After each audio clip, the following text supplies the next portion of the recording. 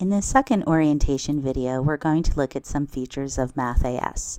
So when we refer to MathAS, this is what we're referring to. This is our learning management system where you're going to do all of your work. Okay? So the best way to learn about it is just start clicking and moving around and seeing where everything goes. But I'm going to give you some basic highlights. So here on the left-hand side are things you can access. And notice there's also tabs on top. Okay, so let's start with messages. Okay, so this is where you can send and receive messages from me. I'll frequently send you messages on feedback on tests or maybe upcoming exams, etc. But I'd like you to start. You can either pause now and take a minute or at the end of this video and send me a message introducing yourself. So you'll click on Send Message. You will click on my name, just maybe type intro or introduction, and tell me as little or as much as you'd like to tell me about yourself. What are you studying? Where are you from? Are you new to Arizona? Were you born and raised here?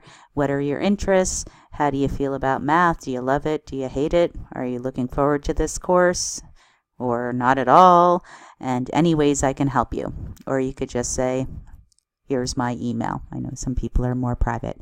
So you send this and just click Send Message. Okay, and notice I've already received this message from myself. Okay, when you have messages, you'll see that right here it says new and it'll have the number of messages. Okay, you should always check them. A lot of times it's feedback from me, and basically anytime you come on and you have some, you should check them. Okay. We won't really use forums or the calendar or the course map, but you will want to look at the gradebook.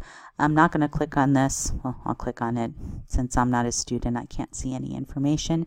But you'll see that it will show you your grades on all of your assignments, and it'll be in a nice order and your overall grade. Okay.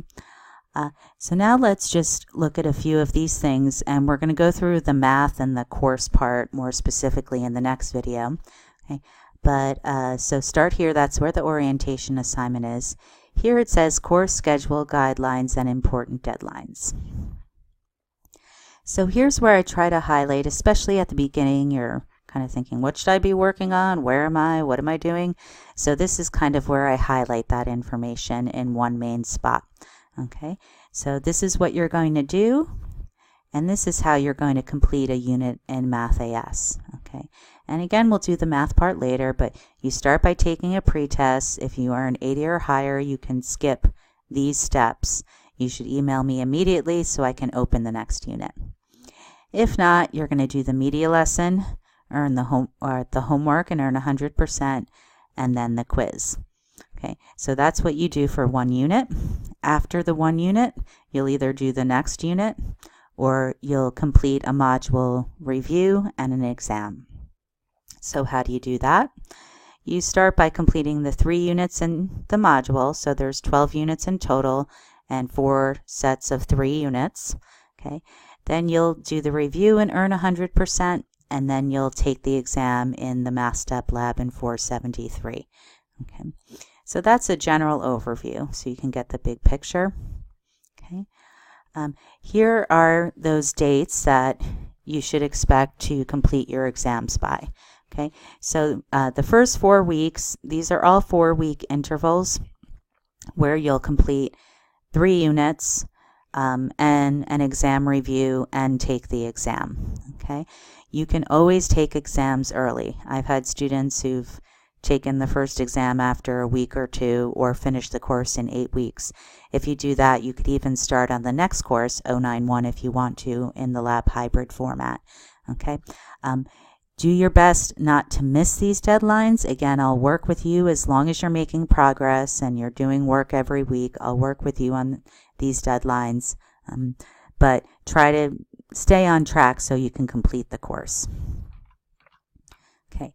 Now, when you want to go back, you could use the back button, but sometimes you'll have to press the back button about 15 times. So I like to use these breadcrumbs. So this is taking me back to the main course. Okay. Here are some course materials and resources. There's a syllabus again, the You Try Answer keys for the media lesson packets, calculator videos. I also have those in the unit videos, how to learn math. So just a lot of stuff here. Now these are the 4 modules I was talking about. There's Module 1, notice 3 units and a review. Module 2, 3 units. These are actually parts of media lesson packets. This is half of one. These 2 make up a packet. Okay, but I actually partitioned each of these. Okay, so each one has a media lesson packet right in it. Okay, so they were located, the media lesson packets are located in the course materials and resources, but I recommend that you get them directly from the unit folder. Okay, so you're basically just going to work downwards. You're going to start with Unit 1, pre-test, media lesson, homework, quiz. Then you go to Unit 2, you do the same thing. Unit 3, then you're going to do your review. Okay, there's a paper review, there's lots of directions, and then this is the review you'll need to do before you can take the exam. Okay, and we're going to talk some more about that in the next video. Okay, so notice we go all the way down, there's all of them. Your exams, notice they're all here. You can't click on them yet. They're grayed out and they won't open until you get 100% on that exam review. And then even when that's when it's open, a teacher will need to enter the password for you in the Math Step Lab in CM473. Okay, so there's this general process where until you complete the previous assignment, the next one won't open.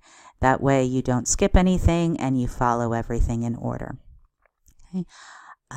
Another thing that I want to show you, if you click on Home, that will take you to your main page. I'm sure you don't have as many classes as me, probably just this one, but you may want to look at Change User Info. Okay. So your name should be here. If I took your name from the roster. So if you want to change this, if there's something you like to be called, that's fine. Okay. If you probably need to change your password to log in right away, but if you want to change it again, you can do so here. If you want to put a picture here, that would be great. I don't get to see you very often. Sometimes you won't come to my my lab hours. So if you put a picture, then I get to associate your name with your face. And here you can keep your default settings. You should keep it at image-based display. It should be set to that already. Okay, I wouldn't worry about that too much unless you have a problem. Okay, so this is just where you can change your password, change your email, add a picture. Okay, and then they have one specifically just for changing your password. From this home page, you can log out here, or if you're in the course, you can log out either here or here. Okay. In the next video, we're going to go through one unit and see what that process is like. See you in a minute.